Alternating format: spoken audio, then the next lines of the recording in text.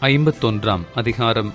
கர்த்தர் சொல்லுகிறது என்னவென்றால், இதோ, நான் பாபிலோனுக்கு விரோதமாகவும் எனக்கு விரோதமாய் எழும்புகிறவர்களின் மத்தியில் குடியிருக்கிறவர்களுக்கு விரோதமாகவும் அழிக்கும் காற்றை எழும்ப பண்ணி தூற்றுவாரை பாபிலோனுக்கு அனுப்புவேன்.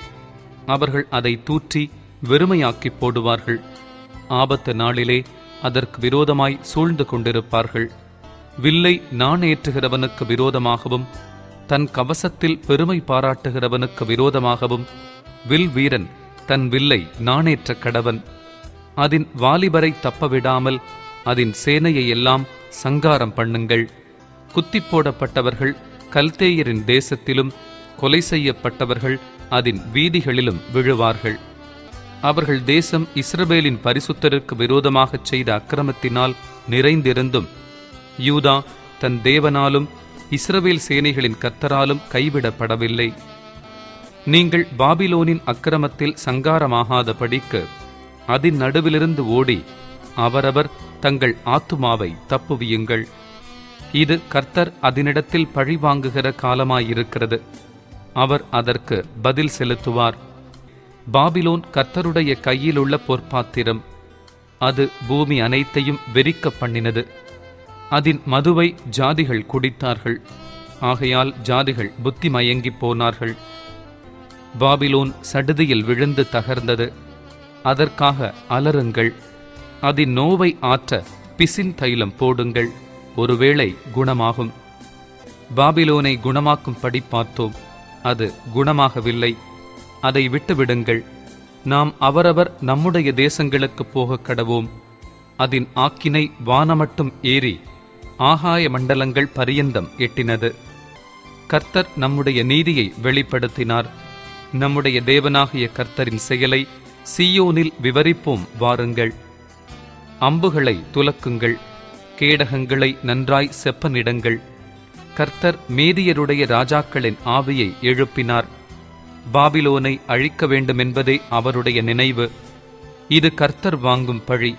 இது தமது ஆலயத்துக்காக அவர் வாங்கும் பழி. பாபிலோனின் மதில்கள் மேல் கொடியேற்றுங்கள். காவலை பலப்படுத்துங்கள். ஜாமங்காக்கிறவர்களை நிறுத்துங்கள். பதிவிருப்பாரை வையுங்கள். ஆனாலும் கர்த்தர் எப்படி நினைத்தாரோ அப்படியே தாம் பாபிலோனின் குடிகளுக்கு விரோதமாகச் சொன்னதை செய்வார். திரளான தண்ணீர்களின் மேல் வாசம் பண்ணுகிறவளே, திரண்ட சம்பத்துடையவளே, உனக்கு முடிவும் உன் பொருளாசைக்கு ஒழிவும் வந்தது. மெய்யாகவே பச்சை கிளிகளைப் போல் திரளான மனுஷரால் உன்னை நிரம்ப பண்ணுவேன். அவர்கள் உன்மேல் ஆரவாரம் பண்ணுவார்கள் என்று சேனைகளின் கர்த்தர் தம்முடைய ஜீவனை கொண்டு ஆணையிட்டார். அவர் பூமியை தமது வல்லமையினால் உண்டாக்கி பூச்சக்கரத்தை தமது ஞானத்தினால் படைத்து வானத்தை தமது பேரறிவினால் விரித்தார். அவர் சத்தமிடுகையில் திரளான தண்ணீர் வானத்தில் உண்டாகிறது. அவர் பூமியின் எல்லைகளிலிருந்து மேகங்களை எழும்ப பண்ணி மழையுடனே மின்னல்களை உண்டாக்கி காற்றை தமது பண்ட சாலையிலிருந்து ஏவி விடுகிறார். மனுஷர் அனைவரும் அறிவில்லாமல் மிருக குணமானார்கள். தட்டார் அனைவரும் சுரூபங்களாலே வெட்கிப் போகிறார்கள். அவர்கள் வார்ப்பித்த விக்கிரகம் பொய்யே. அவைகளில் சுவாசம் இல்லை. அவைகள் மாயையும் மகா எத்துமான கிரியையாயிருக்கிறது.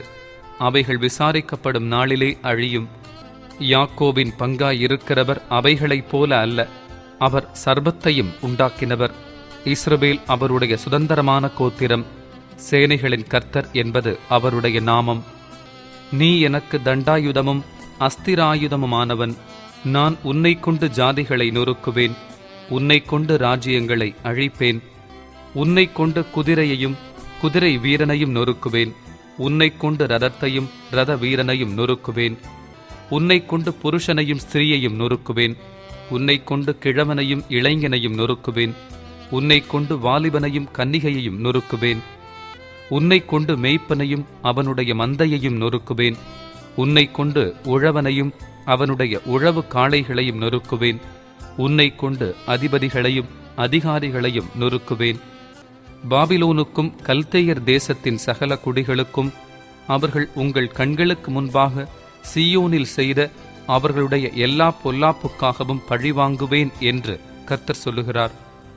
இதோ, பூமியையெல்லாம் கெடுக்கிற கேடான பர்வதமே, நான் உனக்கு விரோதமாக வந்து என் கையை உனக்கு விரோதமாக நீட்டி உன்னை கன்மலைகளிலிருந்து உருட்டி உன்னை எரிந்து போன பர்வதமாக்கி போடுவேன் என்று கர்த்தர் சொல்லுகிறார்.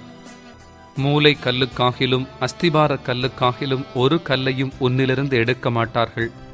நீ என்றென்றைக்கும் பாழாய் கிடக்கிற ஸ்தலமாவாய் என்று கர்த்தர் சொல்லுகிறார்.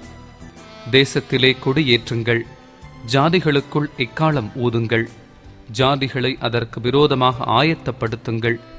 ஆரராத், மின்னி, அஸ்கெனாஸ் எனும் ராஜ்யங்களை அதற்கு விரோதமாக வர கூப்பிடுங்கள். அதற்கு விரோதமாக தளக்கர்த்தனுக்கு பட்டங்கட்டுங்கள். சுனையுள்ள வெட்டுக்கிளிகள் போன்ற குதிரைகளை வரப்பண்ணுங்கள்.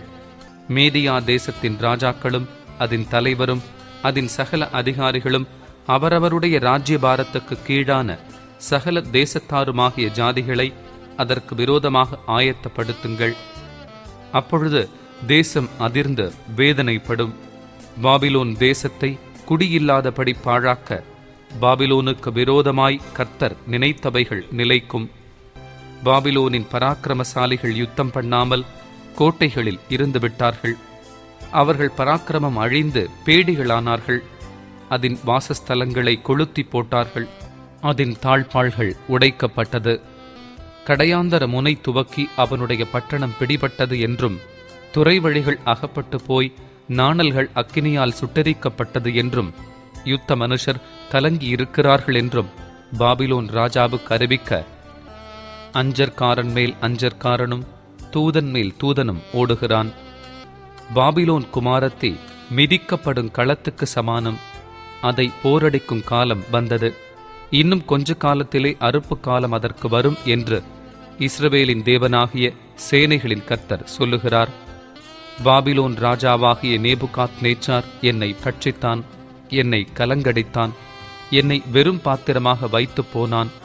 வலு சர்ப்பம் போல என்னை விழுங்கி என் சுவையுள்ள பதார்த்தங்களால் தன் வயிற்றை நிரப்பினான், என்னை துரத்திவிட்டான்.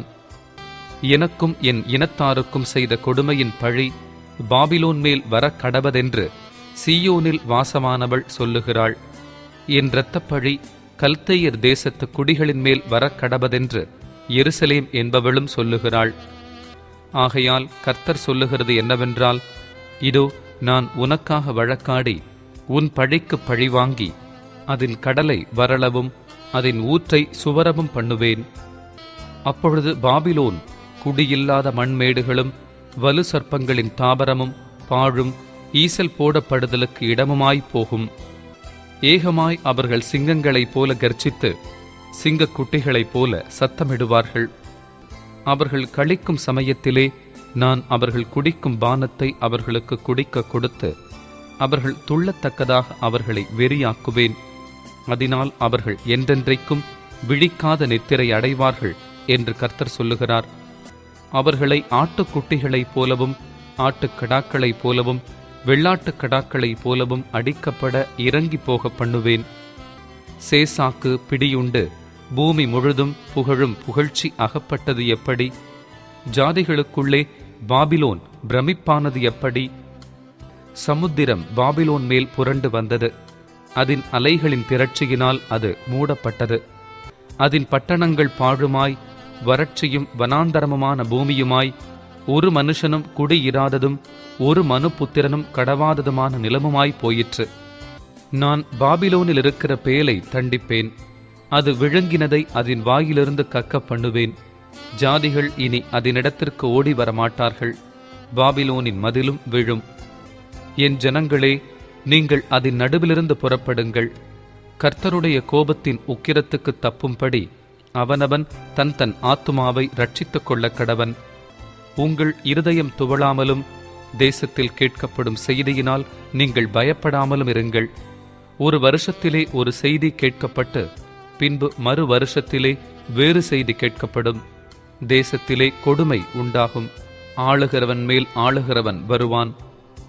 ஆகையால் இதோ நான் பாபிலோனின் விக்கிரகங்களை தண்டிக்கும் நாட்கள் வரும். அப்பொழுது அதன் தேசமெல்லாம் கலங்கும். அதில் கொலையுண்கிற யாவரும் அதன் நடுவில் விழுந்து கிடப்பார்கள்.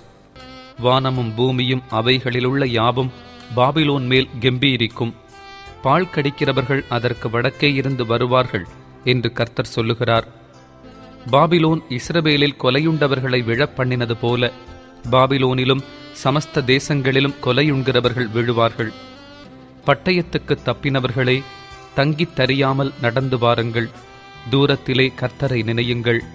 எருசலேம் உங்கள் ஞாபகத்தில் வரக்கடவது. நிந்தையை கேட்டதினால் வெட்கப்பட்டோம். கர்த்தருடைய ஆலயத்தின் பரிசுத்த ஸ்தலங்களின் மேல் அந்நியர் வந்ததினால் நாணம் நம்முடைய முகங்களை மூடிற்று. ஆகையால் கர்த்தர் சொல்லுகிறது என்னவென்றால், இதோ நான் அதன் விக்கிரகங்களுக்கு விரோதமாய் விசாரிக்கும் நாட்கள் வரும். அப்பொழுது அதன் தேசமெங்கும் கொலையுண்கிறவர்கள் கத்துவார்கள். பாபிலோன் வானபரியந்தம் ஏறினாலும், அது தன் பலமான அரணை உயர்த்தினாலும், அதை பாழாக்குகிறவர்கள் என்னிடத்திலிருந்து வருவார்கள் என்று கர்த்தர் சொல்லுகிறார். பாபிலோனிலிருந்து கூக்குரலின் சத்தமும் கல்தேயர் தேசத்திலிருந்து மகா சங்காரமும் கேட்கப்படும். கர்த்தர் பாபிலோனை பாழாக்கி அதிலுள்ள பெரிய சத்தத்தை ஒழிய பண்ணுவார். அவர்களுடைய அலைகள் திரளான தண்ணீர்களைப் போல இறையும். அவர்களுடைய சத்தம் அமளியாயிருக்கும். பாபிலோனை பாழாக்குகிறவன் அதன் மேல் வருகிறான். அதன் பராக்கிரமசாலிகள் பிடிபடுவார்கள். அவர்களுடைய வில்லுகள் முறிந்து போகும். சரி கட்டுகிற தேவனாகிய கர்த்தர் நிச்சயமாக பதிலளிப்பார். அதன் பிரபுக்களையும் அதன் ஞானிகளையும் அதன் தலைவரையும் அதன் அதிகாரிகளையும் அதன் பராக்கிரமசாலிகளையும் வெறிக்க பண்ணுவேன். அப்பொழுது அவர்கள் என்றென்றைக்கும் விழிக்காத தூக்கமாய் தூங்கி விழுவார்கள் என்று சேனைகளின் கர்த்தர் எனும் நாமமுள்ள ராஜா சொல்லுகிறார். பாபிலோனின் விஸ்தீரணமான மதில்கள் முற்றிலும் தரையாக்கப்பட்டு அதன் உயரமான வாசல்கள் அக்கினியால் சுட்டெரிக்கப்படும். அப்படியே ஜனங்கள் பிரயாசப்பட்டது விருதாவும், ஜாதிகள் வருத்தப்பட்டு சம்பாதித்தது அக்கினிக்கு இரையுமாகும் என்று சேனைகளின் கர்த்தர் சொல்லுகிறார். பாபிலோன் மேல் வரும் எல்லா தீங்கையும், பாபிலோனுக்கு விரோதமாக எழுதப்பட்ட இந்த எல்லா வசனங்களையும் எரேமியா ஒரு புஸ்தகத்தில் எழுதினான். யூதாவின் ராஜாவாகிய சிதேக்கியா ராஜ்யபாரம் பண்ணும் 4ஆம் வருஷத்திலே பாபிலோனுக்கு போன சமயத்தில் அவனோடே கூட போன மசேயாவின் மகனாகிய நேரியாவின் குமாரனும் சாந்த குணமுள்ள பிரபுவுமாகிய செராயாவுக்கு எரேமியா தீர்க்கதரிசி கற்பித்த வார்த்தை. எரேமியா செராயாவை நோக்கி, நீ பாபிலோனுக்கு வந்த பின்பு நீ இதை பார்த்து இந்த எல்லா வசனங்களையும் வாசித்துச் சொல்ல வேண்டியது என்னவென்றால், கர்த்தாவே, இந்த ஸ்தலத்திலே மனுஷனும் மிருகமும் முதலாய் தங்கித் தரிக்காத படிக்கும், அது என்றென்றைக்கும் பாழாய் கிடக்கும் படிக்கும் அதை அழித்து போடுவேன் என்று தேவரீர் அதை குறித்து உரைத்தீர் என்பதை நீ சொல்லி, நீ இந்த புஸ்தகத்தை வாசித்து தீர்ந்த போது அதிலே ஒரு கல்லை கட்டி அதை ஐபிராத்து நடுவில் எரிந்துவிட்டு, இப்படியே பாபிலோன் முழுகிப் போகும், நான் அதன் மேல் வரப்பண்ணும் தீங்கினால் எழுந்திருக்க மாட்டாமல் இளைத்து விழுவார்கள் என்றார் என்று சொல்லுவாயாக என்றான். எரேமியாவின் வசனங்கள் இவ்வளவோடே முடிந்தது. 52ஆம் அதிகாரம். சிதேக்கியா ராஜாவாகிறபோது 21 வயதாயிருந்தான். அவன் 11 வருஷம் எருசலேமில் ராஜ்யபாரம் பண்ணினான். அவனுடைய தாயின் பேர் அமூத்தாள். அவள் லீப்னா ஊரானாகிய எரேமியாவின் குமாரத்தி. யோயாக்கீம் செய்தபடியெல்லாம் அவனும் கர்த்தருடைய பார்வைக்கு பொல்லாப்பானதைச் செய்தான். எருசலேமையும் யூதாவையும் கர்த்தர் தம்முடைய சமூகத்தை விட்டு அகற்றி தீருமளவும் அவைகளின் மேலுள்ள அவருடைய கோபத்தினால் இப்படி நடந்ததும் அல்லாமல், சிதேக்கியா பாபிலோனிலே ராஜாவுக்கு விரோதமாக கலகம் பண்ணினான். அவன் ராஜ்யபாரம் பண்ணும் 9ஆம் வருஷம் 10ஆம் மாதம் 10ஆம் தேதியிலே பாபிலோன் ராஜாவாகிய நேபுகாத் நேச்சாரும் அவனுடைய எல்லா இராணுவமும் எருசலேமுக்கு விரோதமாய் வந்து அதற்கு எதிராக பாளையமிறங்கி சுற்றிலும் அதற்கு எதிராக கொத்தளங்களை கட்டினார்கள். அப்படியே சிதேக்கியா ராஜாவின் 11ஆம் வருஷம் மட்டும் நகரம் முற்றுகை போடப்பட்டிருந்தது. 4ஆம் மாதம் 9ஆம் தேதியிலே பஞ்சம் நகரத்திலே அதிகரித்தது. தேசத்தின் ஜனத்துக்கு ஆகாரம் இல்லாமல் போயிற்று. நகரத்தின் மதில் இடிக்கப்பட்டது. அப்பொழுது கல்தேயர் நகரத்தை சூழ்ந்திருக்கையில் யுத்த மனுஷர் எல்லாரும் ராத்திரி காலத்தில் ஓடி ராஜாவுடைய தோட்டத்தின் வழியே 2 மதில்களுக்கும் நடுவான வாசலால் நகரத்திலிருந்து புறப்பட்டு வயல்வெளியின் வழியே போய்விட்டார்கள். ஆனாலும் கல்தேயருடைய இராணுவத்தார் ராஜாவை பின்தொடர்ந்து எரிகோவின் சமனான பூமியில் சிதேக்கியாவை கிட்டினார்கள். அப்பொழுது அவனுடைய இராணுவத்தார் எல்லாரும் அவனை விட்டு சிதறிப் போயிருந்தார்கள். அவர்கள் ராஜாவை பிடித்து அவனை ஆமாத் தேசத்தின் ஊராகிய ரிப்லாவுக்கு பாபிலோன் ராஜாவாகிய நேபுகாத்நேச்சாரிடத்துக்கு கொண்டு போனார்கள். அங்கே இவனுக்கு நியாய தீர்ப்பு கொடுத்தான். பின்பு பாபிலோன் ராஜா சிதேக்கியாவின் குமாரரை அவன் கண்களுக்கு முன்பாக வெட்டினான். யூதாவின் பிரபுக்கள் எல்லாரையும் ரிப்லாவிலே வெட்டினான். சிதேக்கியாவின் கண்களை குருடாக்கி அவனுக்கு 2 விலங்குகளை போடுவித்தான். பின்பு பாபிலோன் ராஜா அவனை பாபிலோனுக்கு கொண்டு போய் அவன் மரணமடையும் நாள் மட்டும் அவனை காவல் வீட்டில் அடைத்து வைத்தான். 5ஆம் மாதம் 10ஆம் தேதியிலே பாபிலோன் ராஜாவுக்கு முன்பாக நிற்கிறவனாகிய காவற் சேனாதிபதியான நேபுசராத்தான் எருசலேமுக்கு வந்தான். அது நேபுகாத்நேச்சார் என்னும் ராஜா பாபிலோனை அரசாளுகிற 19ஆம் வருஷமாயிருந்தது. அவன் கர்த்தருடைய ஆலயத்தையும் ராஜாவின் அரமனையையும் எருசலேமிலுள்ள எல்லா வீடுகளையும் ஒவ்வொரு பெரிய மனிதனுடைய வீட்டையும் அக்கினியினால் சுட்டெரித்து போட்டான். காவற் சேனாதிபதியோடிருந்த கல்தேயரின் இராணுவத்தார் எல்லாரும் எருசலேமை சுற்றிலும் இருந்த அலங்கங்களை இடித்து போட்டார்கள். ஜனத்தில் ஏழைகளான சிலரையும் நகரத்தில் மீதியான மற்ற ஜனத்தையும் பாபிலோன் ராஜாவின் வசமாக ஓடிவந்து விட்டவர்களையும் மற்ற ஜனங்களையும் காவற் சேனாதிபதியாகிய நேபுசராத்தான் சிறைகளாக கொண்டு போனான். ஆனால் தேசத்தாரில் ஏழைகளான சிலரை காவற் சேனாதிபதியாகிய நேபுசராத்தான் திராட்சத் தோட்டக்காரராகவும் பயிரிடுங்குடிகளாகவும் விட்டு வைத்தான். கர்த்தருடைய ஆலயத்திலிருந்த வெண்கல தூண்களையும் கர்த்தருடைய ஆலயத்திலிருந்த ஆதாரங்களையும் வெண்கல கடல் தொட்டியையும் கல்தேயர் உடைத்து போட்டு அவைகளின் வெண்கலத்தையெல்லாம் பாபிலோனுக்கு எடுத்து கொண்டு போனார்கள். செப்புச் சட்டிகளையும் சாம்பல் எடுக்கும் கரண்டிகளையும் வெட்டுக்கத்திகளையும் கலங்களையும் கலயங்களையும் ஆராதனைக்குரிய சகல வெண்கல பணிமுட்டுகளையும் எடுத்து கொண்டு போனார்கள். பசும் பொன்னும் சுத்த வெள்ளியுமான கிண்ணங்களையும் தூப கலசங்களையும் கலங்களையும் சட்டிகளையும் விளக்கு தண்டுகளையும் கலயங்களையும் கரகங்களையும் காவற் சேனாதிபதி எடுத்து கொண்டான். சாலமோன் ராஜா கர்த்தருடைய ஆலயத்துக்காக செய்து வைத்த 2 தூண்களும் ஒரு கடல் தொட்டியும் ஆதாரங்களின் கீழ் நின்ற 12 வெண்கல ரிஷபங்களும் ஆகிய இவைகளுக்குரிய வெண்கலத்துக்கு நிறையில்லை. அந்த தூண்களோவெனில் ஒவ்வொரு தூணும் 18 முழ உயரமாயிருந்தது. 12 முழ நூல் அதைச் சுற்றும். 4 விரற்கடை அதின் கனம். உள்ளே குழாயாயிருந்தது. அதின்மேல் வெண்கல குமிழ் இருந்தது. ஒரு குமிழின் உயரம் 5 முழம். குமிழிலே சுற்றிலும் பின்னலும் மாதளம் பழங்களும் செய்திருந்தது. எல்லாம் வெண்கலமாயிருந்தது. அதற்குச் சரியாய் மற்ற தூணுக்கும் மாதளம்பழங்களும் செய்திருந்தது. 96 மாதளம்பழங்கள் 4 திசைகளுக்கும் எதிராகச் செய்திருந்தது. குமிழைச் சுற்றிலும் செய்திருந்த மாதளம்பழங்கள் 100. காவற் சேனாதிபதி பிரதான ஆசாரியனாகிய செராயாவையும் 2ஆம் ஆசாரியனாகிய செப்பனியாவையும் வாசற்படியின் 3 காவற்காரரையும் பிடித்து கொண்டு போனான். நகரத்திலோவென்றால் அவன் யுத்த மனுஷரின் விசாரிப்புக்காரனாகிய பிரதானி ஒருவனையும் ராஜாவின் மந்திரிகளில் நகரத்தில் அகப்பட்ட 7 பேரையும் தேசத்தின் ஜனத்தைச் சேவகம் எழுதுகிற தலைமையான சம்பிரதியையும் தேசத்து ஜனத்திலே பட்டணத்தின் நடுவில் அகப்பட்ட 60 பேரையும் பிடித்து கொண்டு போனான். அவர்களை காவற் சேனாதிபதியாகிய நேபுசராத்தான் பிடித்து அவர்களை ரிப்லாவுக்கு பாபிலோன் ராஜாவினிடத்திற்கு கொண்டு போய் விட்டான். அப்பொழுது பாபிலோன் ராஜா ஆமாத் என்னும் தேசத்தின் பட்டணமாகிய ரிப்லாவிலே அவர்களை வெட்டி கொன்று போட்டான். இவ்விதமாக யூதர்கள் தங்கள் தேசத்திலிருந்து சிறைகளாய் கொண்டு போகப்பட்டார்கள். நேபுகாத்நேச்சார் சிறைப்பிடித்து போன ஜனங்களின் தொகை எவ்வளவென்றால் 7ஆம் வருஷத்தில் 3023 யூதரும், நேபுகாத்நேச்சாருடைய 18ஆம் வருஷத்தில் எருசலேமிலிருந்து 832 பேர்களும் கொண்டு போகப்பட்டார்கள்.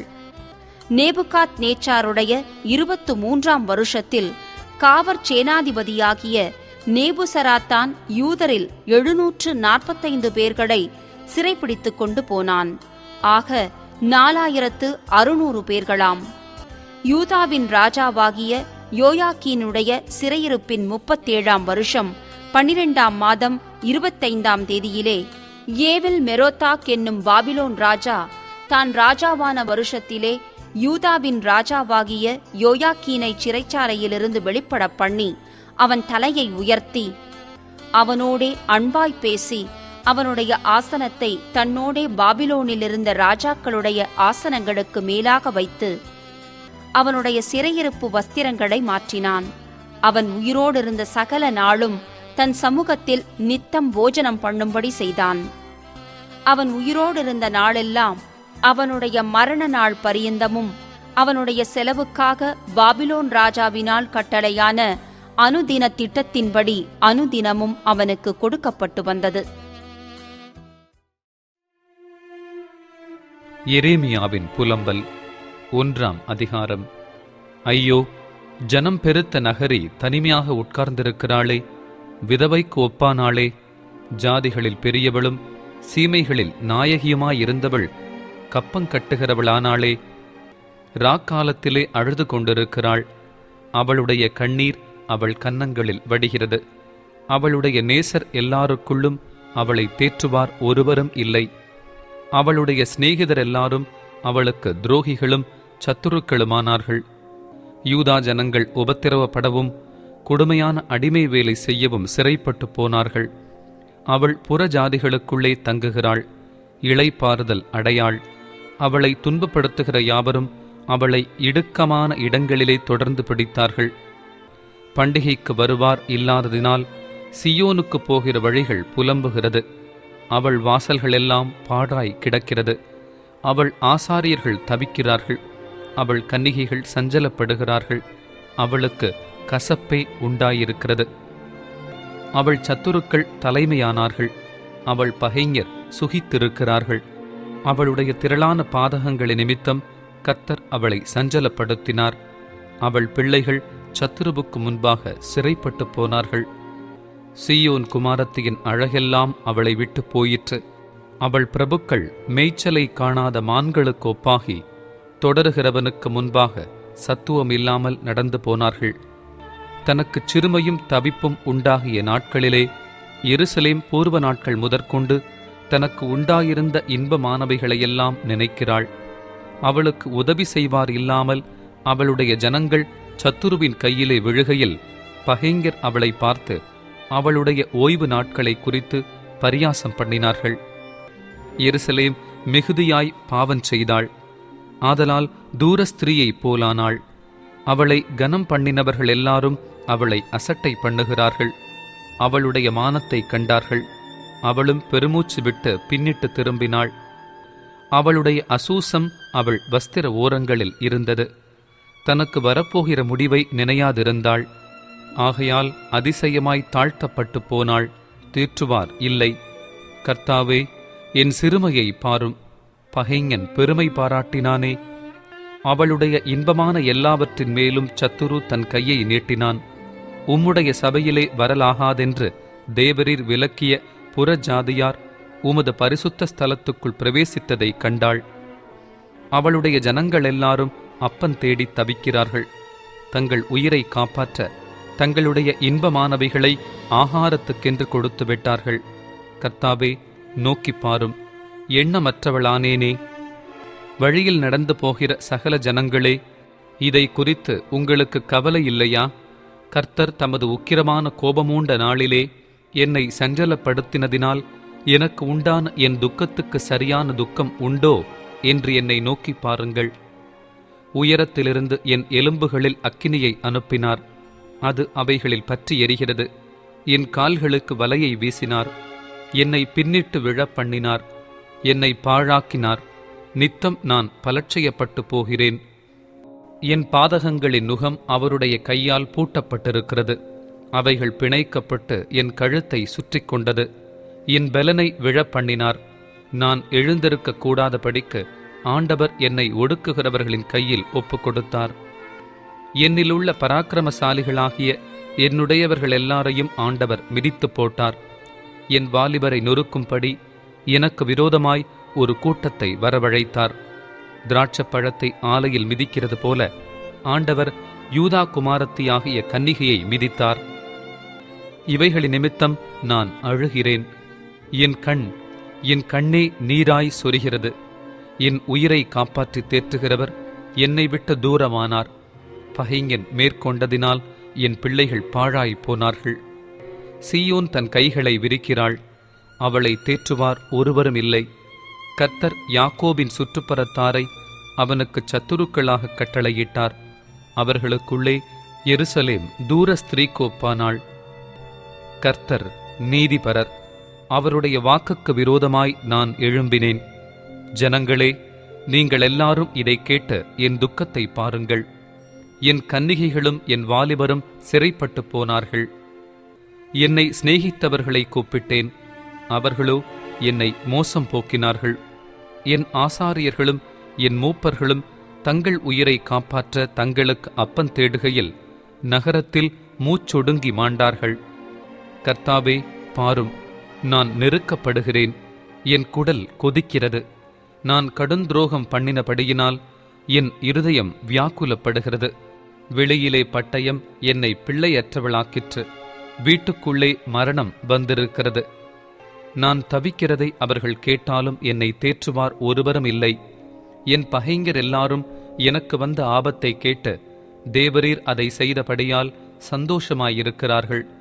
நீர் கூறின நாளை வர பண்ணுவீர். அப்பொழுது அவர்களும் என்னைப் போலாவார்கள். அவர்களுடைய பொல்லாப்பெல்லாம் உமது முகத்துக்கு முன்பாக வரக்கடவது. என் சகல பாதகங்களின் நிமித்தமும் நீர் எனக்கு செய்தது போல அவர்களுக்கும் செய்யும். என் பெருமூச்சுகள் மிகுதியாயின.